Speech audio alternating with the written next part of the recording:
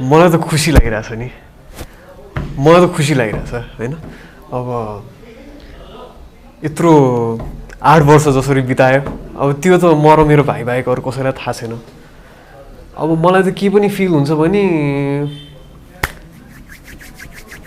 अब किनभने मैले न्युज त फलो गरिरहेको छु होइन।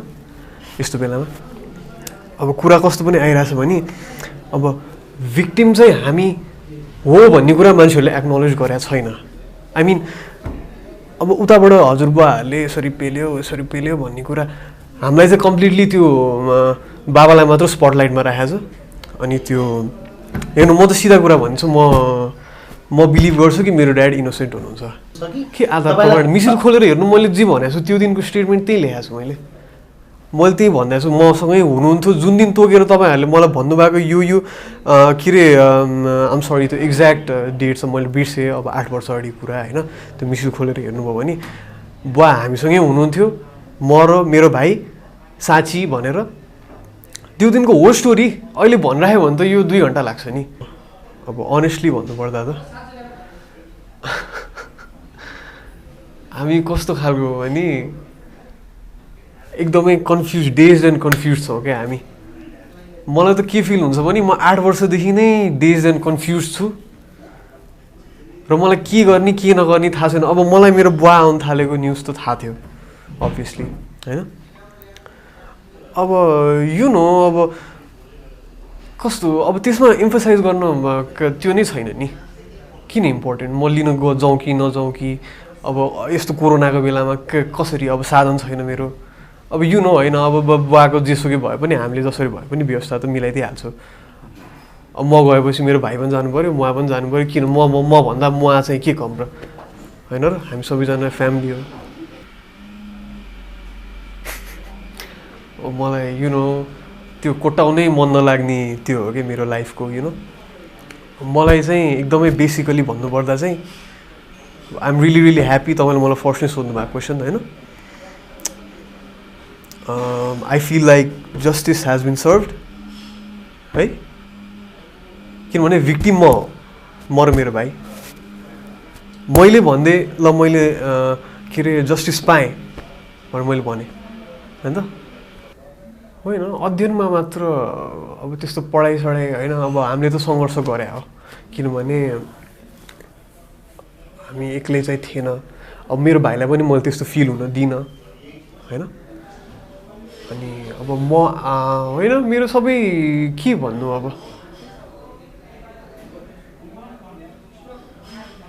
के भन्नु नि थाहा छैन कि। अब अध्ययनमा त असर गरिहाल्छ नि। अब कस्तो अब म यहाँ स्कुल छोडेर 9 सकिसकेँ मान्छे, अब म फाइनल एक्जामै दिन पाइनँ ओन्ली बिकज मेरो स्कुलको साथीहरूले मलाई अब त्यतिखेर त म पनि हाई स्कुलर। अब मलाई अहिले पो त मान्छेहरूले जसरी भनोस् मलाई वास्ता भएन होइन।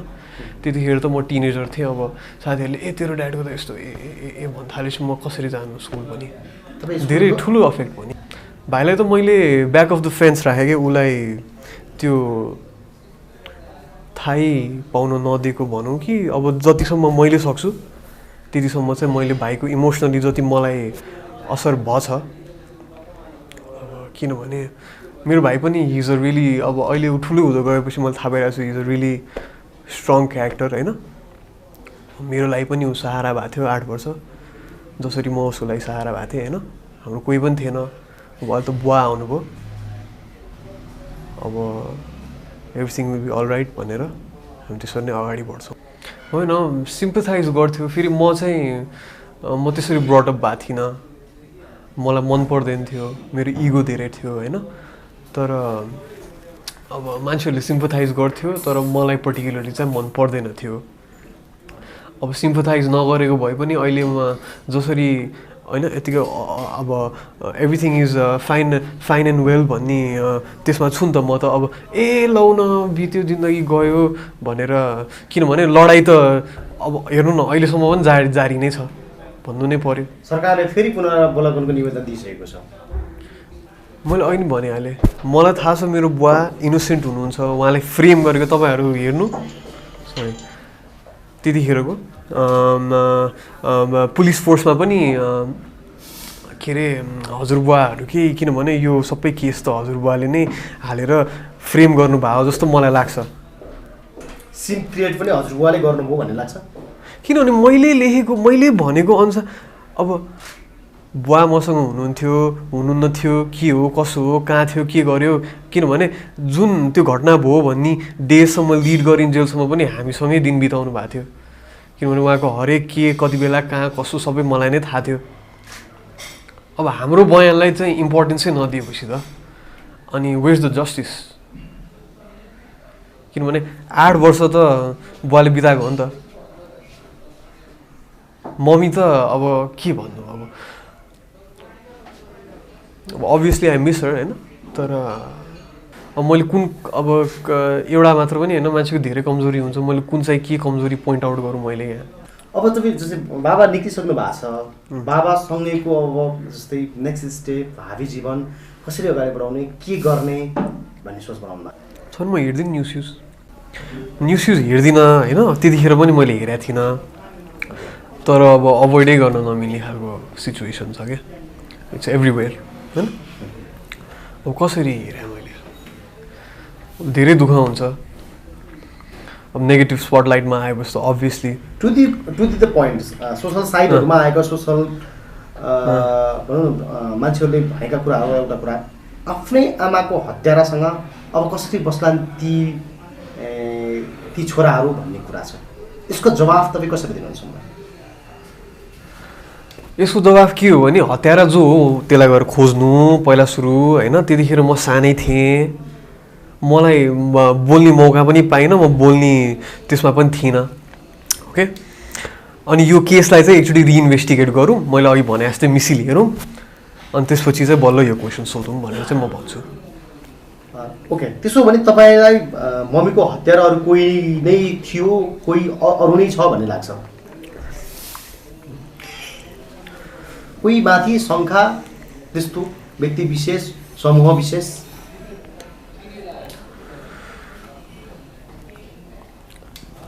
म तपाईँलाई भनिदिउँ अहिले होइन, के अरे मैले मेरो घर चाहिँ बुढागढा घर 5 वर्ष बन्द थियो क्या।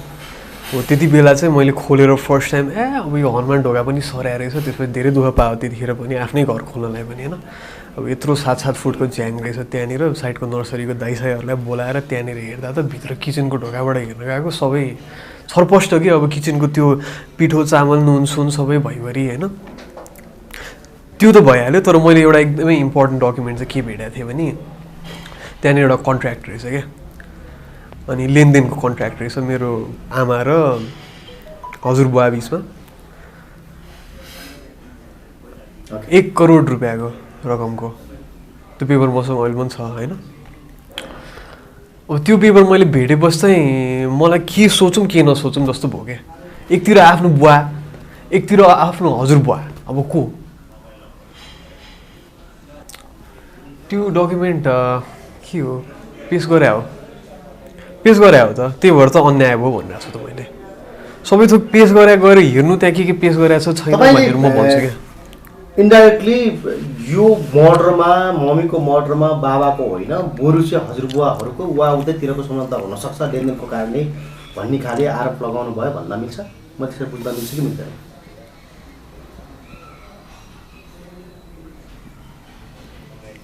यस्तो भयो क्या म यहाँ अहिले तराजु जस्तो भयो क्या।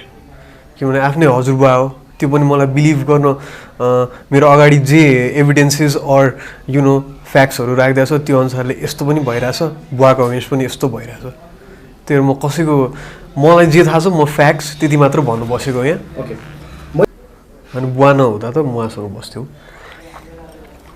हजुरमुवासँग बस्थ्यौ, बुवा मम्मीसँग, भाइ दिदी बहिनी दाजुभाइ सबै सँगै नै बस्ने। अध्ययनलाई कसरी अब कोही नछुट्टिने, अब चाहिँ कोही नछुट्टिने। म त डिप्रेस्ड, एङ्सियस, नर्भस जे छ सबै थिएँ। अब कति इमोसन्स त यस्तो पनि थियो मैले बुझ्न नसकिरहेँ होइन। अब यही हो दाइ, अब बुवा भएपछि चाहिँ मलाई पहिलादेखि नै एकदमै त्यो एउटा बबल जस्तो सेफ बबल लाग्थ्यो कि केही चिजको पनि चिन्ता गर्नु नपर्ने खालको। खै होइन हामीसँगै नै बस्थ्यो। अब यो मिडियामा एकदमै मिसइन्फर्मेसनहरू छ, त्यो ब्रिफ मोमेन्टको लागि मात्र बाहिर म सेपरेट भएको थियो त्यति बेला केही टाइम फ्रेममा भएको यो घटना सटना भनेर भने हो त्यही भएर चाहिँ त्यस्तो भयो मान्छेहरूलाई बाबा हामीसँगै बसेर सबै भाइ पनि सँगै थियो मम्मी चाहिँ छुट्टै बस्नुहुन्थ्यो त्यो त हो अहिले तपाईँले पढ्नुभएको विषय के मैले त अहिले ब्याचलर डिग्री पढिरह केमा बिजनेसमा बिजनेस स्टडिजमा बिबिए पढ्नुभएको बिबिएस हो बिजनेस स्टडिज भने अब होइन दाइ त्यस्तो मलाई के वास्ता छैन अब बुवा आइसकेपछि सबै थोक हुन्छ भन्ने मलाई एकदमै थाहा छ त्यही भएर आइम नट कन्सर्न किनभने मेरो पढाइ सकिनै पनि लागिसक्यो म मच्योर पनि भइसकेँ अब मलाई हिजोसम्म एकदमै डार्क लागिरहेको थियो अब त्यो कुरा चाहिँ मेरो लागि हिजोसम्म कन्सर्न थियो होला अब आज मेरो बुवा आइसकेपछि मलाई त्यो कुराले कन्सर्न अब मान्छेहरूले मलाई आएर के हो भनेर सोध्दैन नि त जे हो त्यो हेरेर पढेर बुझेर सुनेर त्यो अनुसारले बल्ल म प्रतिको इन्टरेक्सन त्यही अनुसारले गर्छ अब त्यो ओपनली ह्युमिलिएट भन्नुभयो तपाईँले ह्युमिलिएट त नगर्ला होइन तर म ह्युमिलिएटेड त फिल भएको छु किन नहुनु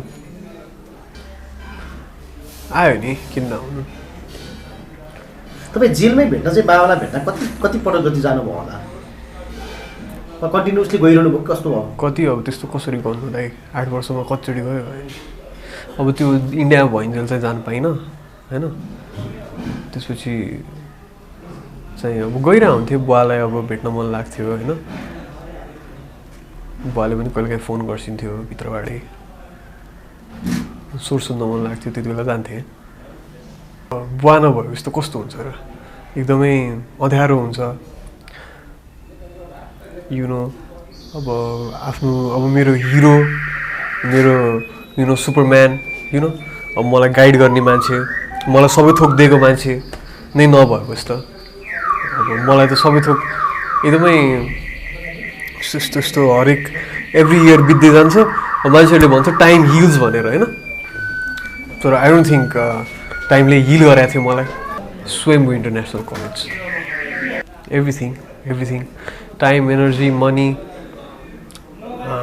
पढाइ इमोसनल मेरो इन्टरपर्सनल रिलेसनसिप मान्छेसँग म कसरी डिल गर्छु भन्ने कुरा मैले तपाईँले अघि नै सोध्नुभयो मलाई त्यस्तो एक्सप्रेसिभ हुन पनि डर लाग्थ्यो होइन एक्सेप्ट गर्नु परिहाल्यो अब मेरो बुवामा छोडेर जान जस्तो हो त्यस्तै मैले पाएँ होइन त्यतिमै खुसी छु म होइन हामी धेरै क्लोज छौँ म क्लोज छु मेरो बुवासँग होइन मलाई थाहा छ बुवाको सबै थोक होइन त्यस्तो अब अभियसली दाइ त्यो त कमन होइन अब डिप्रेसन हुन्छ मान्छेलाई अब एन्जाइटी सबै थोक हुन्छ अब जेल परिसकेपछि त अब मेन कुरा चाहिँ अब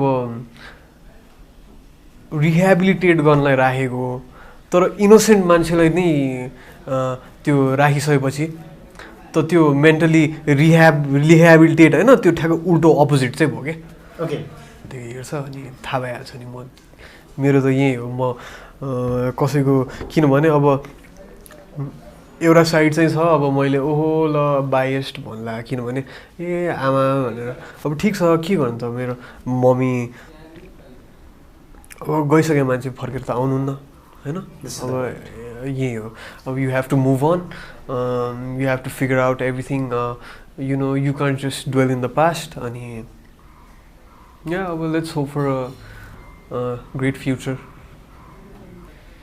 अब प्लानिङ त भइहाल्छ नि दाइ अब बिस्तारै प्लानिङ गरौँला अब अहिलेको लागि चाहिँ हामी just we are just celebrating अहिलेको लागि हामीले त्यस्तो प्लान स्यान केही गरेको छैन तपाईँले भन्नुभयो हिजो भर्खरै त होइन 24 घन्टा मात्र त बिताएँ मैले त्यो 24 घन्टामा टाइम पाएको छैन हामीले त्यस्तो त्यो डिस्कस अलिअलि त हुन्छ तर होइन I'm pretty sure like we're good अदालतले न्याय दियो नै भन्ने लाग्छ अदालतले त के न्याय दिनु नि न्याय त अन्याय भाव त्यसलाई रिकन्साइल गरे हो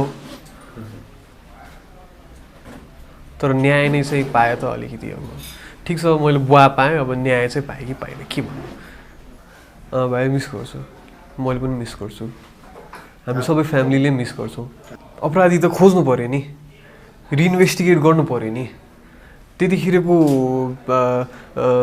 पिपल जो इन्चार्ज थियो अब जसलाई चाहिँ ठिक लाग्यो कि ल हामीलाई टुरो बनाउन ठिक होला भनेर अहिलेसम्म पनि जसले त्यो सोच राख्छन् होइन त्यहाँ चाहिँ म त्यति नै भन्न चाहन्छु कि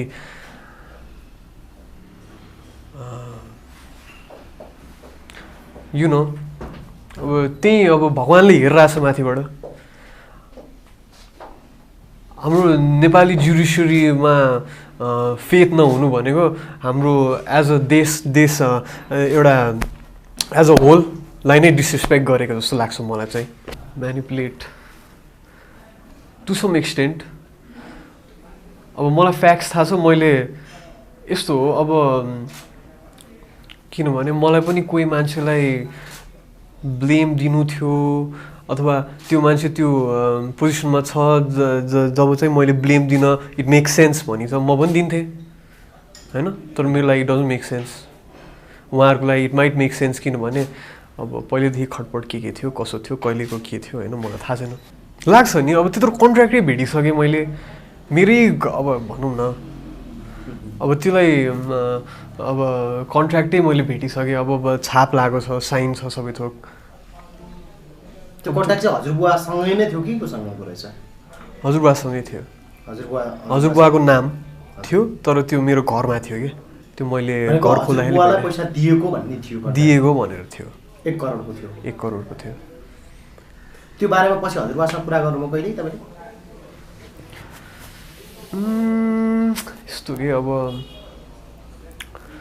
अब लेनदेन थियो होला होइन तर अब त्यसको माथि यत्रो घटना घटाइदिन सक्ने खालको क्षमता छ जस्तो नि मलाई लाग्दैन ओके सो यत्तिकै त बिटर सिचुएसनमा अब मैले त्यो इन्सल्ट टु इन्जुरी किन गर्नु जसले मेरो नमक किन छडक्नु भन्ने जस्तो किनभने जति मलाई पीडा छ मलाई पीडा छ नि त म बुझ्छु नि त पीडा त भनेर चाहिँ मैले होइन भनेर मसँगै मात्र राखेकै आजसम्म त्यो कुरा ओके म त भनिहालेँ नि अब समअप गर्नको लागि चाहिँ म जुन दिन न्युज थाहा पाएँ त्यो दिन चाहिँ म स्केप्टिकल पनि थिएँ अलिकति किनभने यत्रो अटेन्सनमा भएको छ मलाई थाहा थियो यो दिन आउँछ अब मैले पनि for the sake of myself अनि मेरो भाइ मैले पनि मेरो भोइस उठाउनु पर्छ म चुप लाएर बस्न मिल्दैन भनेर मैले पनि बुझेँ अनि त्यही हो अब हामी मेरो ह्याप्पी फ्यामिली म्यान